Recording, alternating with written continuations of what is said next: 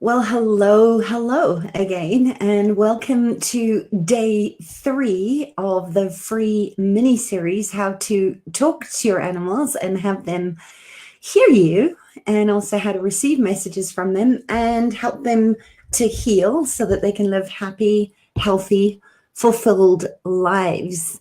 And with Thanksgiving coming up, I just want to send out so much gratitude for you, for all the animals that really are here to teach us so many lessons about how to be good humans and to serve in a bigger way so that we can really trust our own intuition and follow our own truth and express what motivates and moves us. I'm looking at my dog who's like staring up at me saying, yeah, we're here to teach you a thing or two. Hi, Kelly. Thank you for being here. I really appreciate you receiving this.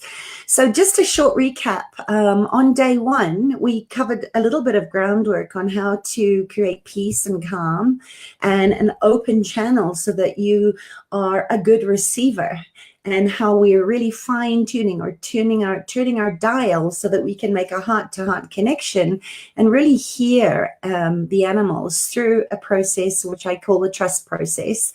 And I gave you the 3 Ps, which were patience, persistence, and presence.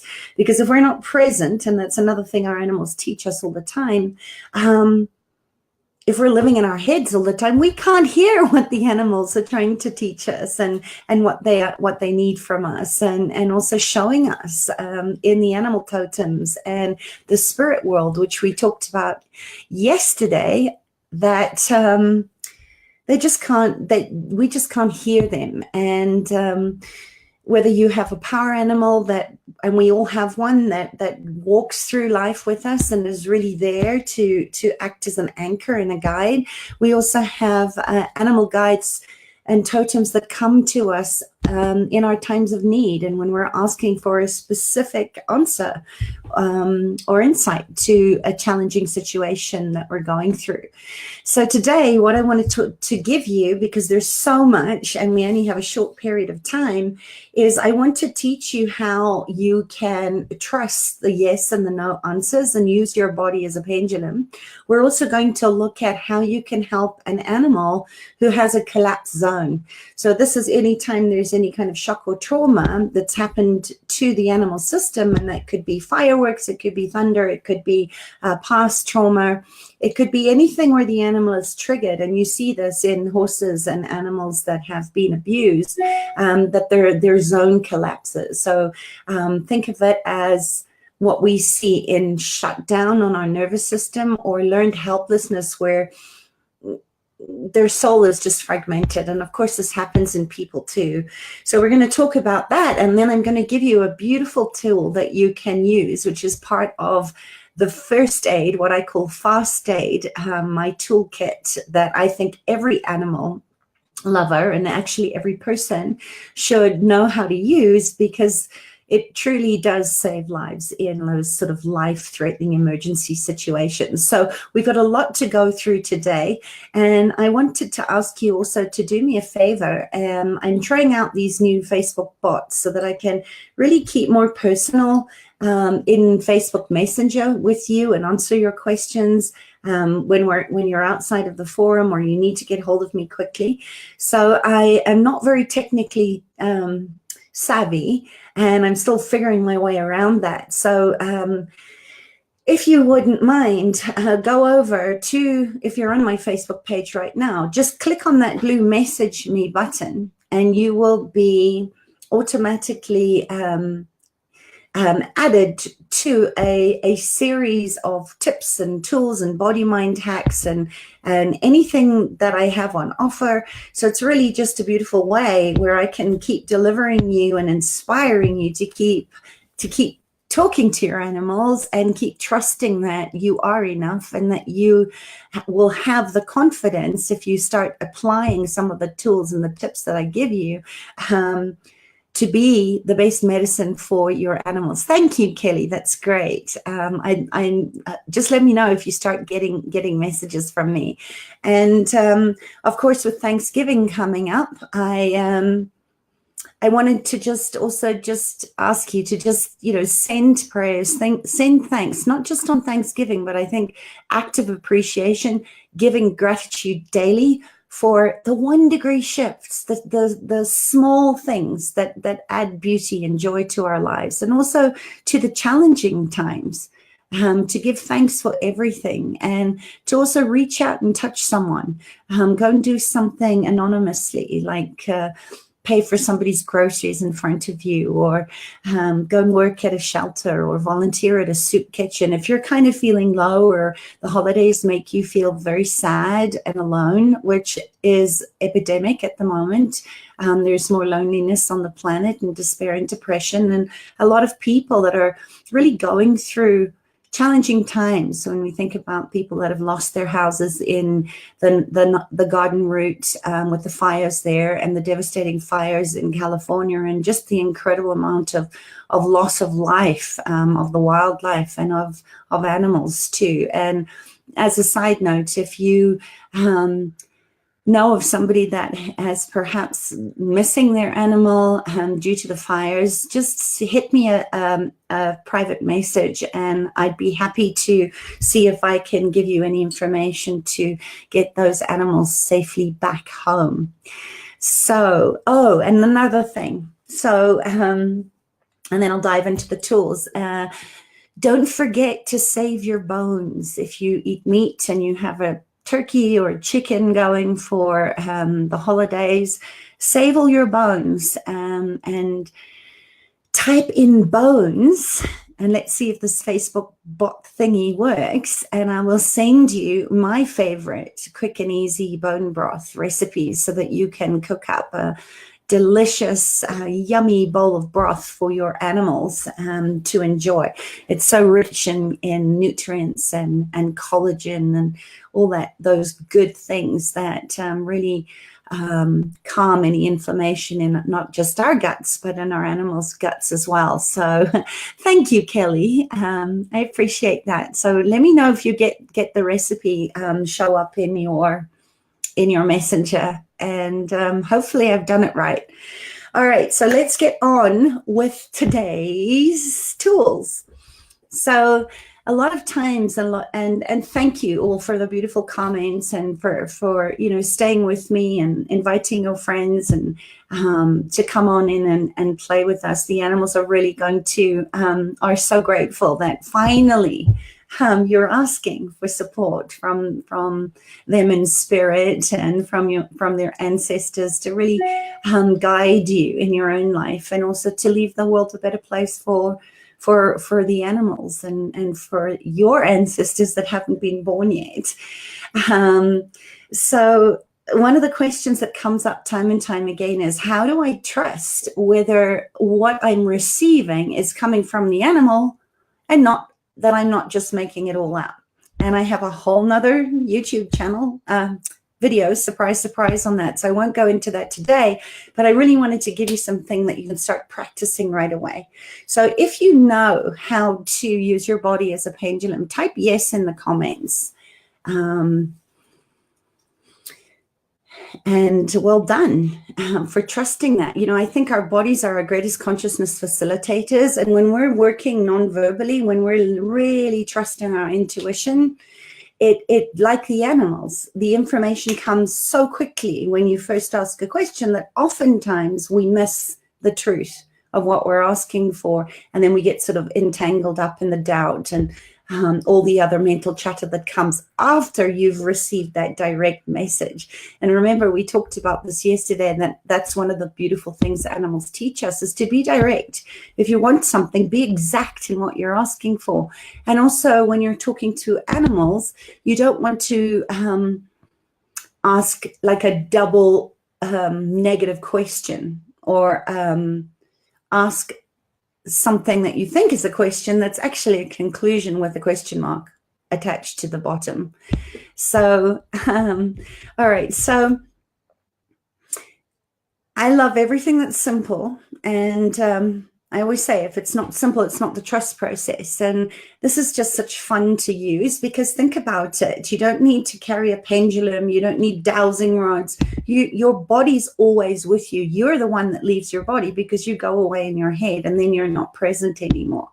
So this is a tool that I actually love to teach to children, because they just get it, and they start to really get excited because they know what they know before we sort of program them out of it. And of course, we were children once, so we were there too, where we just trusted our intuition. We listened, and we didn't doubt that the animals were talking to us or the rocks were talking to us. And I know people used to joke and laugh and make fun of me, especially my sisters, because I, being a highly sensitive, empathic child, used to have conversations with my father's car, and with the rocks and the trees and the birds and the bees and the animals. And I was really lucky living in Zimbabwe to be able to interact with the wild ones often, because we were just surrounded by bush. And I used to get hedgehogs come falling into our trampoline pit, and tortoises. And I used to come home after school and check the pit and take any of those little critters out and pull the ticks off them and give them a drink of milk and send them back off into the bush. But everything has its own energy field. Everything has its own frequency, even though for us it might look inanimate.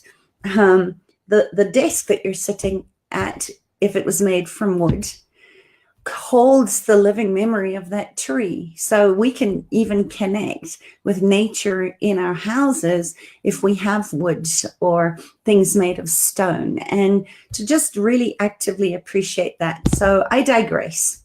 But back to the yes and no answers. So your body is always with you. And this is a really, really easy tool. So if you're sitting down, just, in the beginning, you might want to do the standing up, because it's a little bit easier to feel the yes and the no when you're standing up. But after a while, it just gets so second nature to you that it comes like lightning. You don't really have to stop. My little girl, when she was like 2 or 3, she'd be walking along and I'd ask her a question and she'd stop and she'd close her eyes, and I could see she was asking a question in her mind to get her yes and her no answers, including opening the fridge to say, body, what do you want to eat today?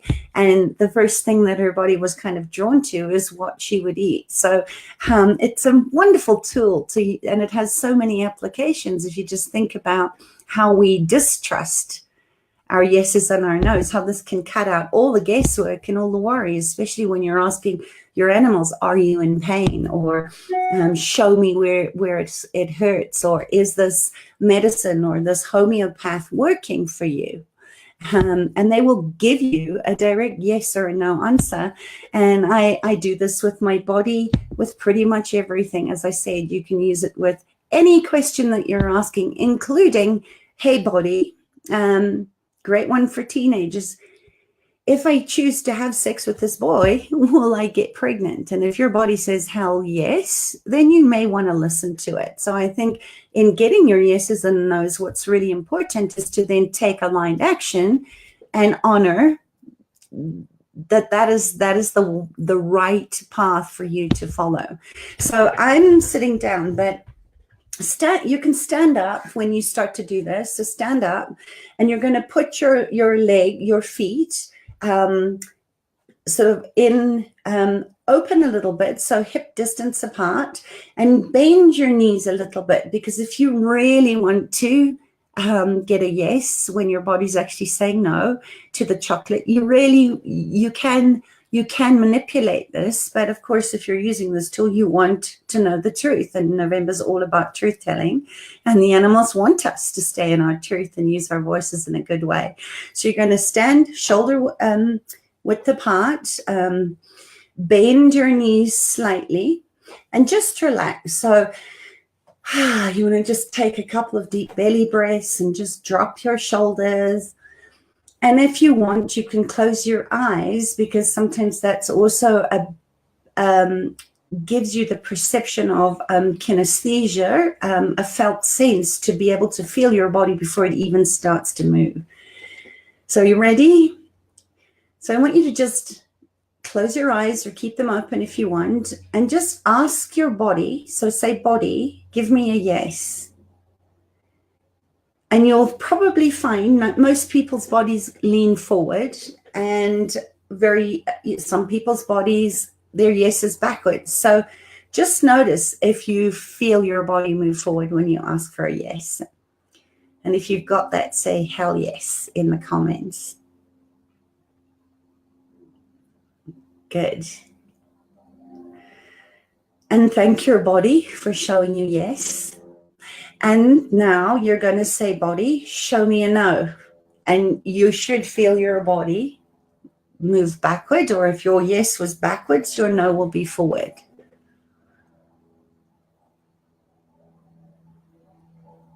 Yay! Awesome. Isn't it fun? Isn't it fun to be able to really listen to your body? Okay, and then there's a slight segue of this, because oftentimes if we're not direct in our asking, if we need more information, or what I call priorities, to ask what my body's priority is, and I'm saying, body, do you want water? And my body goes sideways, side to side, that is, I need more information. Because occasionally your body, or it might start to sort of move, but you're not getting a hell yes, and you're not getting a hell no. So in that example of body, do you want water? And you get this going on, you just need to get more specific, more exact in your line of questioning. So you could say, for example, body, do you want to drink water? And if you don't get a yes or a no, you keep going with your line of questioning. Do you want to be near water? Maybe your body wants to be in water. Remember, the best way to hydrate our bodies is through the skin. And it's the same for our animals sometimes, is just being able to cool their bodies down by, rubbing a wet towel over them, or putting them in water. If you have a dog that likes to be in water, you're going to get a hell yes from your animal. So think of your body as your soft animal, wise, intelligent body that always wants you to thrive and knows what's best for it in that moment in your asking. And then you can apply it that if I'm animal and I'm listening to my animal body, that if I can get my yes and a no for my body's questioning, then I can start to use that in regard to, what do my animals need? What does your pet need in the moment? And as I said, the possibilities of really trusting that you're getting the yes and the no answers from your animal is a great place to start. So I hope you practice and use that tool. It's pretty amazing. And it's one of the first things I teach my clients to do, because they're not trusting. We don't trust because we're trying to figure things out from our logical brain rather than listening to the innate intelligence of our body's wisdom and our animals' body's wisdom as well. They know what they need to heal themselves. And oftentimes in our effort to want to help them, and oftentimes because of our own expectation or projections, it's very easy for us to get lost in translation. So practicing what we learned on Monday, creating that space of calm, peaceful presence, making that heart-to-heart connection with your animal to say, I've got you, you can be peaceful here. What my mentor Monty Roberts used to say, adrenaline up, learning down. So we want to be in a place where we are peaceful, where we are in a non-thinking state first, which is why I teach the trust process first, making that heart-to-heart connection. Oh dear, I've got a bee. in here flying by my light, and he shouldn't be out at night. So obviously he's here to teach us a message, and now I'm blinded. I can't see the screen. So I hope you found that helpful. In trusting your yes and your no answers and your maybe. So where do I need to get more specific on the question that I'm asking?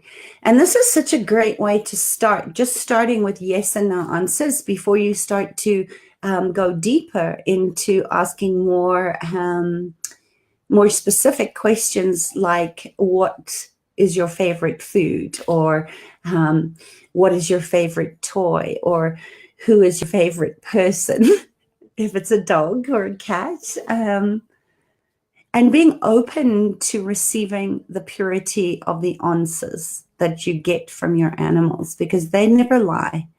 And a lot of times, if you've sort of been holding back learning animal communications or interspecies telepathic communications because you're afraid you won't like the answers that you get from your animals, or the insights or the awarenesses, just know that the value of being able to communicate like this far outweighs any fears that it's going to be too painful, or you're not going to like what they have to tell you. So just keep practicing your yes and your no's, and then you can move into more complex questioning, like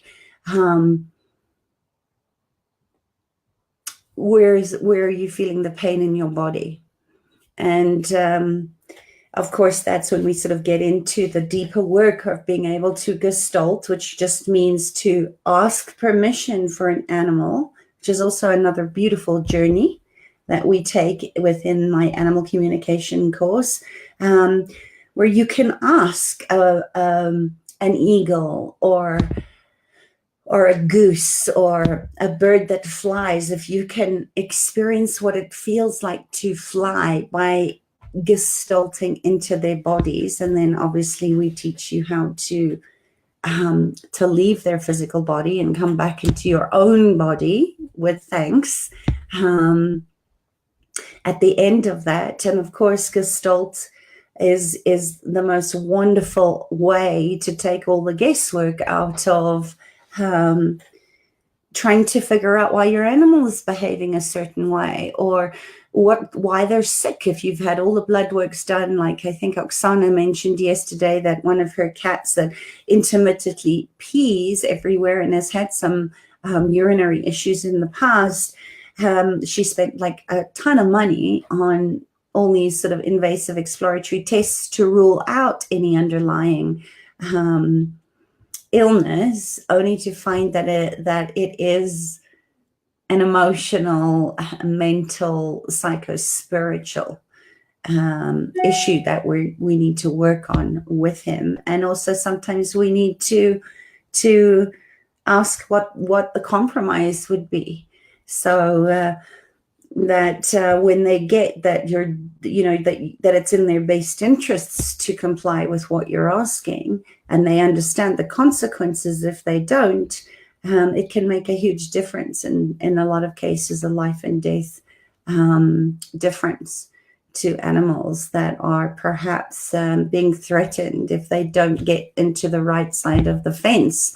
away from the poachers. And I do, as you know, I do a lot of work with conservancies and wild animals, and being able to communicate in this way and tell them why it's in their best interests to comply, by showing them the dire consequence of them not doing that is so gratifying and life-changing. I was once working with, in fact, I've done this a few times with elephants and with rhinos that have been on the wrong side of the fence, so outside of reserves where they are vulnerable to poaching.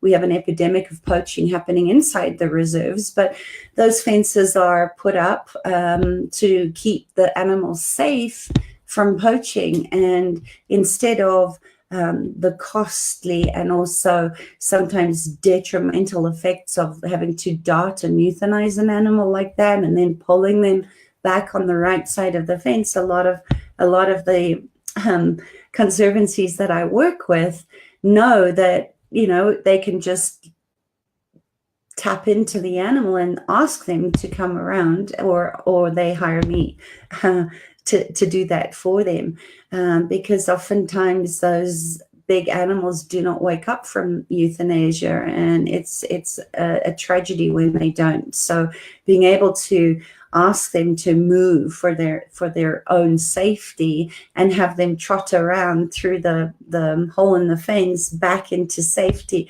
is a wonderful application of that. But I digress a little bit. So I wanted to talk to you a little bit about how you can help an animal that has been in shock and trauma. And there's two parts to this, and it sort of forms part of the fast aid or the first aid tools that I think every pet owner or any person that cares about life and in an emergency situation can use confidently while you're waiting for the ambulance, or while you're driving your animal to the emergency vet, if they've had shock or trauma, and that can be anything. I've worked these two processes with animals that have suffered years of daily beatings and abuse. I've worked this with animals that have been in circuses or kept in, 4x4 cells in people's garages, big cats and tigers who have been pets and literally just left in the dark for ages and never put their feet on the earth, and with horses that have really shut down and have that sort of vacant look in their eyes where there's nobody home, or what we would call learned helplessness. So let me give them to you. And if you want a recap of this, because I'm going to go quite quickly, the first thing you want to do is, and you will know if an animal zone is collapsed, why? Because you're going to ask, is your zone collapsed? And you're going to feel the yes and the no answer that you're getting from your body. And as you tune your animal communication muscle, you're going to hear direct feedback from the animal, and your body is going to probably give you a double amplification of a yes or a no answer that you're getting from your animal so that you can help them. And of course, this works with wild animals too. How many times birds fly into windows and stun themselves? You can use that technique then. And in fact, you can use them both. So the first thing you're going to do is, if you have an animal that has a collapsed zone, so in other words, they're almost in a freeze or a shutdown state, nobody's home.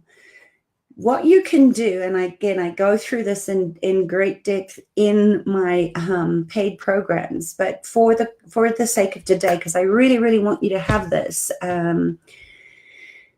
Oh gosh, I had a woman yesterday whose puppy fell in the pool, and he was a bulldog, and of course they drop like a lead weight to the bottom of the pool, and we had to. She got him out, and thank goodness she knows how to use these tools. So she did CPR on him, got his heart beating, got the water coughed up, and then of course he went into a state of shock. So first thing we did is the Cortices technique. And obviously these two techniques are interchangeable, and you'll know which one you need to use first. But they both work to do the same thing, which is to get the person or the animal out of shutdown, out of a freeze response, or a nervous system overwhelm where the system is just completely flooded. And of course, when that happens, after any kind of shock or trauma, we see this in people too, that a day or two later, depending on how much chronic, unpredictable, toxic stress and unresolved trauma they have that hasn't been resolved yet, they'll get a cold or they'll get sick. And the same happens to animals, because the immune system is affected by the shock and trauma.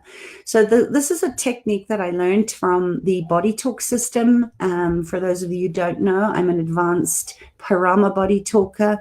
I certified in this. I learned from the founder, John Veltheim, going on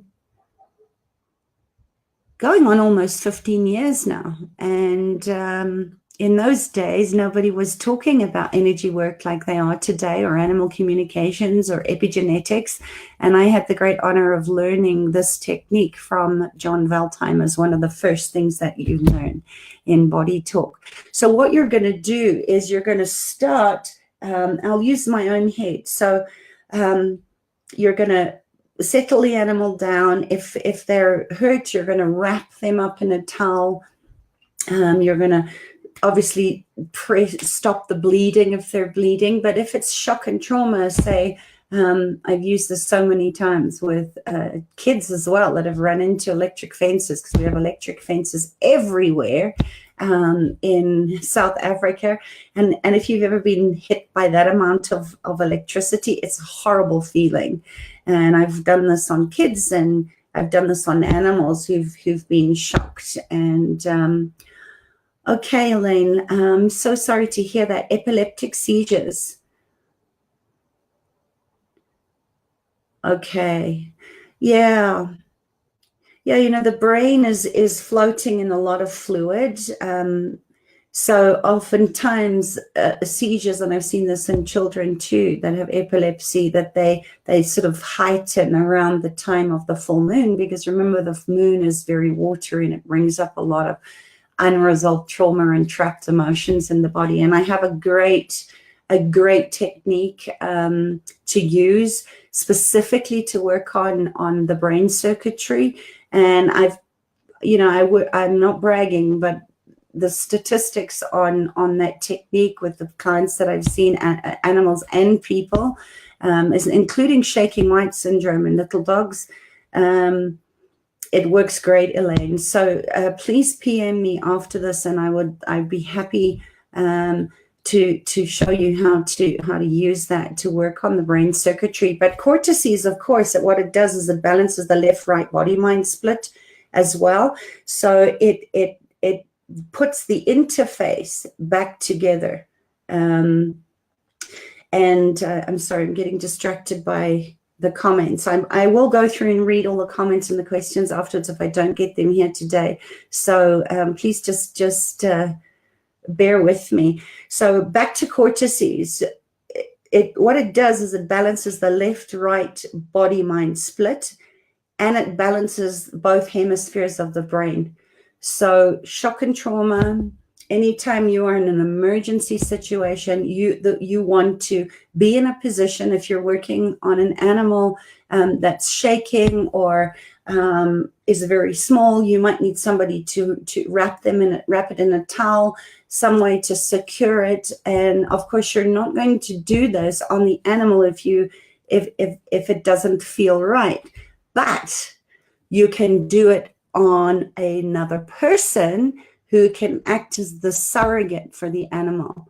And all they have to do is keep their attention and their intention on the animal. So preferably if you're holding a little bird and you can't tap cortices out on it, ask the person that's holding the bird, and then of course they will be tuned in, heart-to-heart connection with them, and then tap cortices out on the person.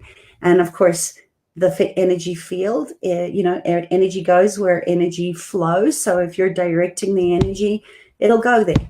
So this is the beautiful thing about energy medicine, is that you can use it on a surrogate.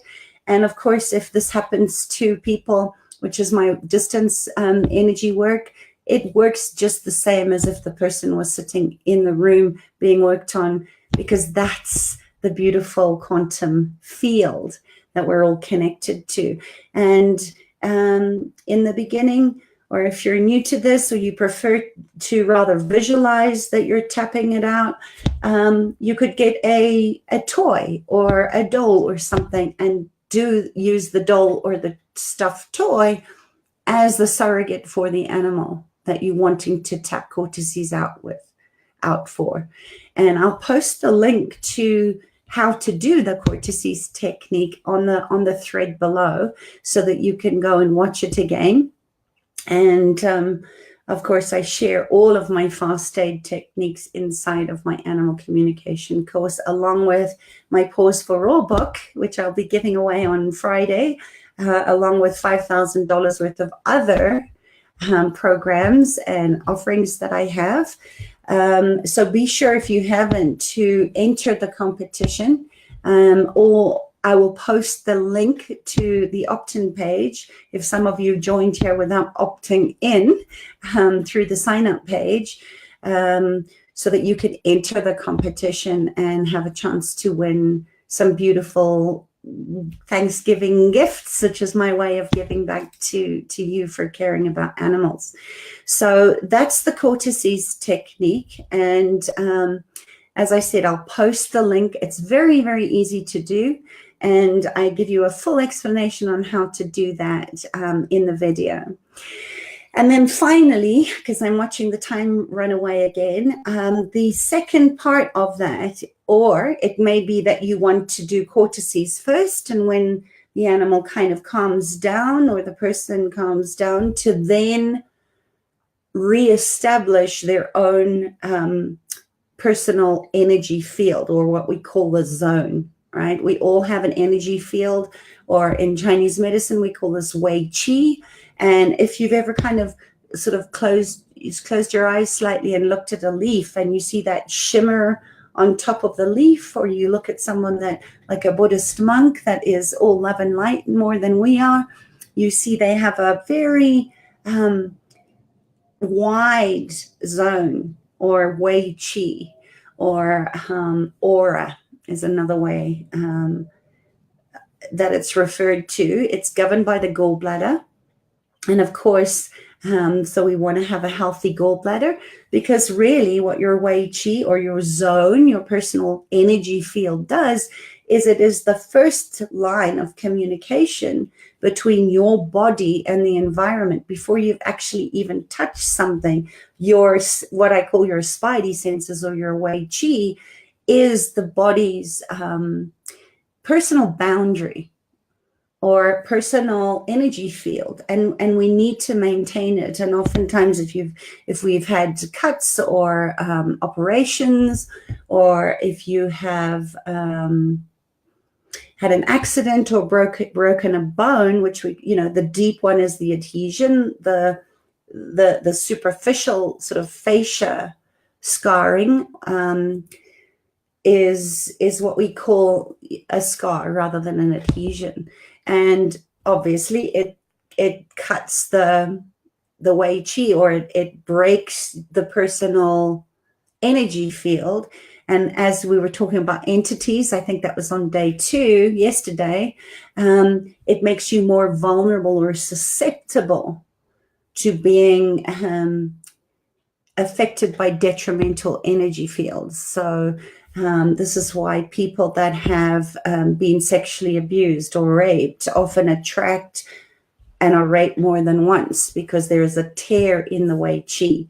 And of course, I love talking about Chinese medicine. I could go on with this forever, but I suppose the side note on that is, if you want to keep your animals and your personal energy field intact and healthy and expanded, we want to be looking after our gallbladder, which is at its peak between 11 and 1. So 11 p.m. and 1 a.m. in the morning is when the gallbladder is at its peak. And of course, this might also be fun for you to know, is that is the time that the Wei Qi comes in to your body, and it goes in through governing vessel 20, and it goes down your divine line back into the gallbladder to process all the information that you've accumulated and not perhaps processed from your daily event. And the same happens with our animals, which is why oftentimes that's the time of the night when we feel really chilly, because the Wei Qi is not there anymore, and we pull the covers up. So just an interesting side note on what we're talking about here around your personal zone or your personal energy field or your Wei Qi, and what to do if that is collapsed. And obviously, again, I'm not going to go into how you can repair tears or breaks in your Wei Qi, but just know that you've done a lot of personal work, so you already know that if there's a tear or a scar or a break, not only is the bone or the fascia or the skin torn, but it's going to affect the meridian pathways and the flow of energy through the secondary and primary meridian flows and the chakra flows of the body. So there's a lot of benefits to keeping your zone healthy, your Wei Qi healthy. But let's go back. There's too much I want to share with you.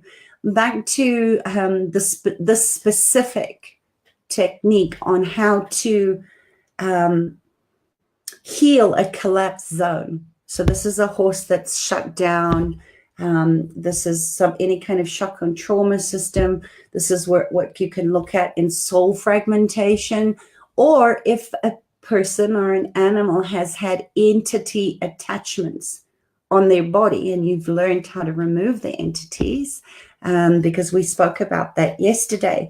So once the being is in their body and there's no other interference in there, and the zone is collapsed, what you're going to do, and this one's a little bit harder to explain, but hopefully you're going to get it. Just use your imagination. So imagine that in front of you is a little dog, and he's shaking, and his zone is completely collapsed, and we all know what that looks like. It's kind of like you're seeing the whites of the eyes, or you're seeing a blanked out look. The body might be trying to shake off the trauma, and we want it to shake off the trauma because the body's the last, the physical body is the last of our bodies that holds on to unresolved trauma, right? It's the issues in the tissues, which is why somatic release and shaking is part of our nervous system's response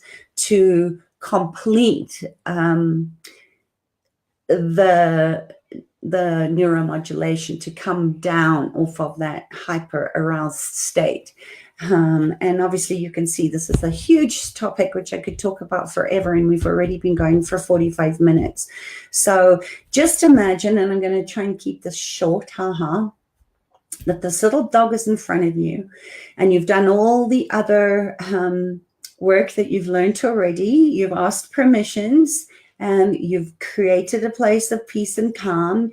You've let go of any projections, expectations, separations, decisions, judgments, conclusions, and computations about anything to do with the dog. So you maintain a neutral space, right? You're holding space, because you cannot be of service when you are emotionally involved. And that is no help to the animal who picks up that you are in distress. So we've done all the preparation work, and then you're going to focus on the animal, and you're going to start walking one step at a time backwards from the animal, but you're still maintaining that heart-to-heart connection. You've used the trust process to say, you can be safe here. I've got you. You know the animal zone is collapsed, and you start walking one shuffle or one step at a time backward. And each time you take a step, you're going to notice a contraction, because the animal is contracted, and you at this point are in essence overlaying. So you are, in a simple form, it's sort of gestalt, right? Because there is this connection between you and the animal. So it's not you, it's the animal that you're sensing and feeling. And remember, if it's light and true, it's very expansive. Our body kind of goes, and there's an expansion of energy. When it's not true and it's a lie or it's heavy, our bodies contract and they pull in and there's tension there. So you're going to keep stepping backward, one step at a time, keeping your eye-to-eye contact with that animal, heart to heart.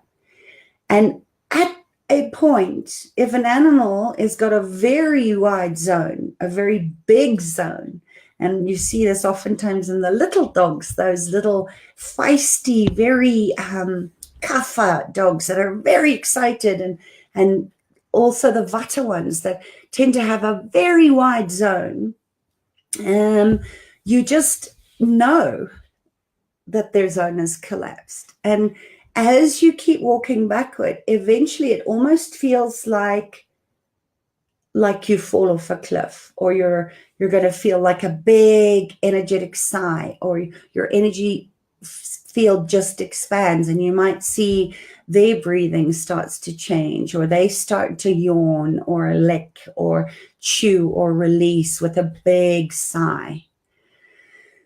And that's the point where you have established their zone again. So I hope that didn't sound too complicated, because it's actually quite simple. But don't be surprised if you keep walking and walking and walking and walking and walking meters back, and it's a little dog, and you're like, well, how can their zone be that big? How can their personal zone be that expanded? It's a surprising thing. A lot of times stallions that have been sort of stable bound, the most kindest, beautiful gift that you can give them is to, on a daily basis, expand their zone so that they are then connected to the morphic field of the wild horses, for example. And then they can just be calm and content in the barn, because they're not confined, and we're talking mentally, emotionally, and physically, to the confines of a 4x4 cell or a stable. Their zone is out there with the wild horses, or out grazing in the pasture that he wants to get to. So it can be a beautiful, beautiful way to just keep your animals in integrity with their bodies and heads and countenances and endeavors as well. So I hope that makes sense. As I said, I go into this in much greater depth, and we actually practice this in our live classes as well, and in the online programs. But for now, that's my 3 tips that I wanted to give you today, that perhaps you won't find on sort of the average how to communicate with animal classes that are out there.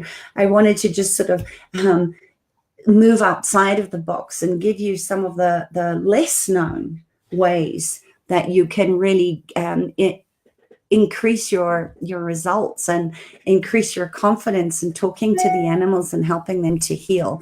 So I hope that was helpful. Like I said, use the courtesies technique. It's a beautiful one to do every day before you get up for work as part of your rituality too. It just balances you, it just grounds you, and it just centers you. And it takes you, literally 5 minutes. And of course, with the courtesies comes breath.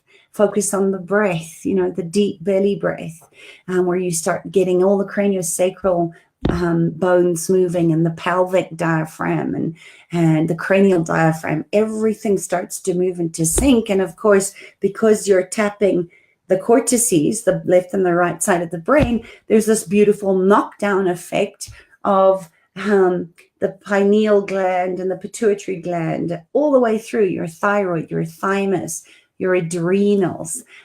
Everything gets activated and balances your hormones as well, and your animal's hormones through the triple heater, right? Which is in Chinese medicine what actually is the governor of hormonal balance for you and your animals. So works beautifully with animals that are neutered and spayed as well.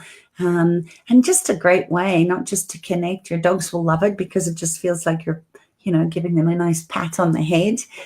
Cats maybe not so much, but mine love it. And on that note, here my dog comes. So I could have shown you how to do courtesies on the dogs, but maybe we'll do another video on that. So try it out. Let me know how big your animals' zones are. I'd be really curious to know. Post it in the comments, and let me know if it surprised you how big your animal zones are. Even if it's not collapsed, you can still do that just to establish your animal zone, so that you're gonna know. Okay, Days. When they need their cortices balanced, or they need you to just help them to expand their zone. And of course, practice your yes and your no answers, and let me know what you get. And if your animals are excited when you start to ask them direct questions, and don't be surprised at some of the answers that they give you when you start to ask them what they need. And of course, always follow through with mindful regard and trusted cooperation. What do they say? There's so many funny sayings, like put your money where your mouth is, but be willing to follow through. I think that's the most important thing about establishing trust, whether it's a person or a child or an animal, is do what you say you're going to do. Don't ask a question and get an answer and then go and not give them what they're asking for. And I'll meet you back here tomorrow, where I'm kind of thinking that tomorrow I probably would love to answer any questions that you have. And maybe Elaine, good. I'm glad you found it helpful. Yeah, so try it out, and let me know. Let me know what you want me to go deeper into. And I did sort of plan, I'd much rather answer the questions that you would like to know about how to improve your interspecies communication tools, or your energy healing toolbox. But if not, I'm sure I'll find something useful to give you tomorrow. I was going to go through some more of the fast aid tools, and also, what did I write down here?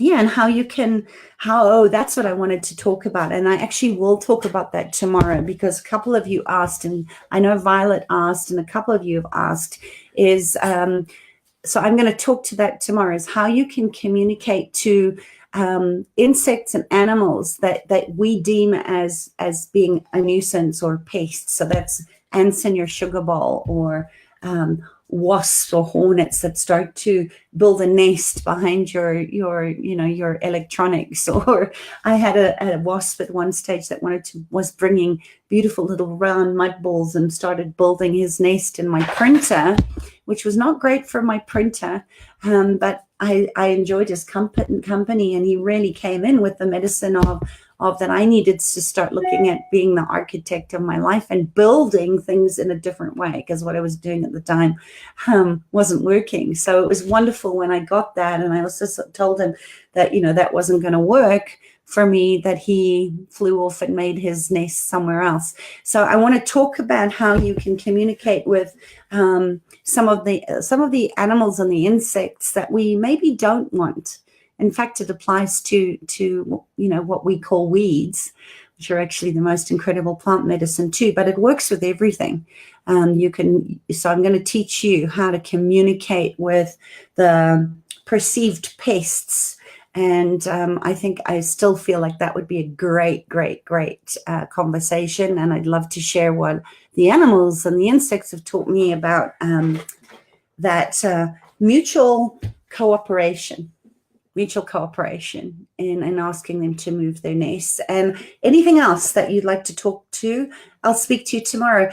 I apologize that we went so long today, but I hope that you've got value out of this today. I understand that this is just a very short mini series to give you a different point of view on how you can use your own unique capacities and talents to help animals, domestic animals, animals in your life or in the wild. And I really want to deliver as much value as possible. So I appreciate you, Elaine and Kelly and Petro and anyone else that might be listening to this on the replay. Thank you for joining me.